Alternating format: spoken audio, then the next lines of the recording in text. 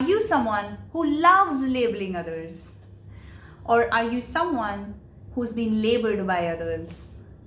My name is Vasundhara Talware, and let us understand why labeling is absolutely unproductive, in fact, quite harmful, and why instead you should be loving. So let's understand, since when did this whole phenomena of labeling begin in our lives? It began since you were born. Since the time you were born, since you start crawling, talking, people said, oh, you know what? This child seems very slow. He's growing pretty slow. Slow hai. What do you mean by that? This child especially is very shy. Doesn't mingle much. Keeps to himself or herself. Really? Are you going to assess the child basis the circumstance, basis what that person is going through, and label the child as slow or dumb or shy or maybe a rebel or naughty or whatever it is that you're labeling him or her? Just because in a particular act that person, that little child is being a certain way, what we do is quickly label that little child and say, hey, you know what, this person is this only. Like there's no other thing that that person can be. And that's what the person laps up, starts believing that, oh yeah, I am shy, I must be shy.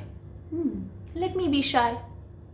Okay, it's more comfortable not speaking to others, and if being shy helps me this way, then let me put on an act and be shy. Oh, I am dumb. Okay, let me not try being smart. Let me just be dumb, because maybe there's truth in what others are saying. So why struggle, right? And why fight with the other's opinion of me? Not that I have that intelligence at that age, to understand that it is an imposed opinion upon me instead of it being real, based on reality. But let it be, that's how it is. Oh, you particularly are a very naughty person. You always misbehave. All right, then that's how it is going to be. You will get more of that. Isn't that true? Haven't you seen many examples? Haven't you been like that all your life? It's comfortable beyond a certain point to just give in to your labels and say, hey, you know what? I am like this only. But is that really true? Are you that only? Can you not be? If you're a shy person, can you not be talkative? Oh, you know what? I'm not shy amongst my best friends, I really open up. I really shake my booty when I'm with my friends. That's interesting. What does that mean? Which means you are anything you want, right? So, aren't we doing injustice when we begin labeling others, especially somebody who is growing up, especially in their nascent years of their life? Isn't it unfair that we label them according to our perception of them in a short span of our exposure to them?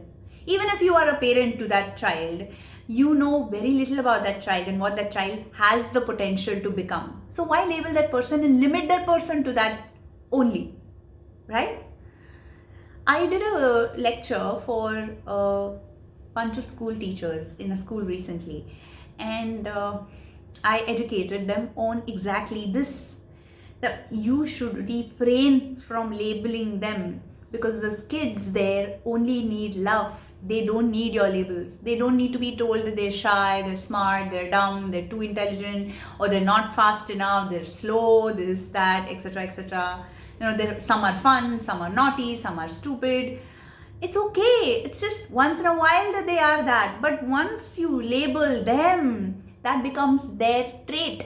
They start believing it because it's coming from some high authority. And as high authorities, as parents, as teachers, as peers, as colleagues, as friends, we got to do each other this service of keeping each other's potentials high, because we don't know what the other person is capable of doing, being, right, acting. So let's not label and limit the other person. How's that? And how about not labeling your own self?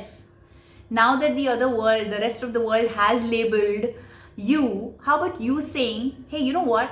I will pick and choose my own labels.